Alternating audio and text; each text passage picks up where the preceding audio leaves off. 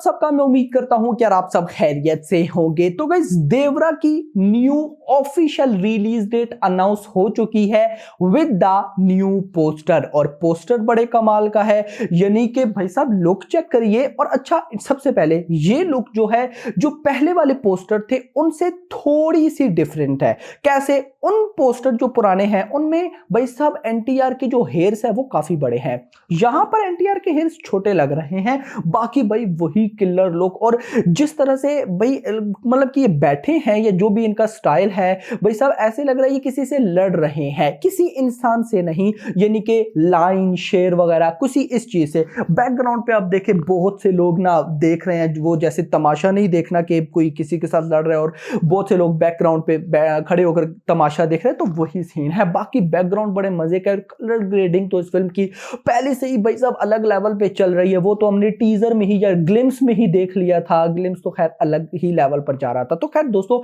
अच्छी चीज यह कि इस फिल्म की new official release date announce हो चुकी है। और अगर मैं बात करूं तो मुझे रिलीज डेट पर्सनली बहुत अच्छी लगी है।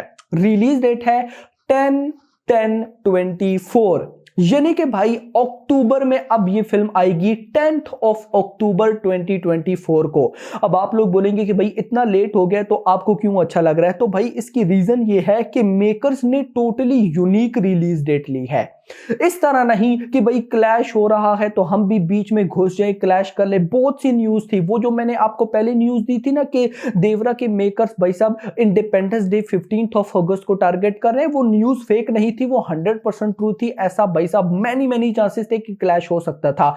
बट चलो अच्छी बात है। अब वैसे इसकी जो पुरानी रिलीज डेट थी वो थी अप्रैल, यानी कि 10th ऑफ अप्रैल को आना था। 10th ऑफ अप्रैल से ये भाई साहब पोस्टपोन होके चली गई है अक्टूबर में। तो ये जो बीच में डिफरेंस बनता है ये 6 महीने का बनता है। लेकिन अगर आज से ही मैं डिफरेंस लगाऊं तो ये बनता है 8 महीने का, यानी कि मेकर्स को 8 मंथ्स और मिल चुके हैं। तो अब मुझे लगता है मेकर्स को इजीली ये फिल्म कंप्लीट कर लेनी चाहिए इन 8 मंथ्स में। ये ना हो कि फिर पोस्टपोन हो जाए वीएफएक्स का बोलकर या कुछ और रीजंस का बोलकर। क्योंकि गाइस देखो, अभी जो मेरे पास अपडेट्स हैं उनके अकॉर्डिंग एनटीआर अप्रैल तक, अभी फरवरी है, नेक्स्ट मार्च है, उससे अगला अप्रैल है।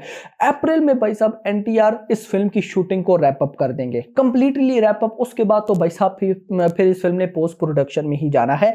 सो भाई साहब मजा आने वाला है। और मुझे ये रिलीज डेट इस वजह से भी अच्छी लग रही है क्योंकि तब तक जाकर साउथ की और कोई बड़ी फिल्म नहीं आने वाली।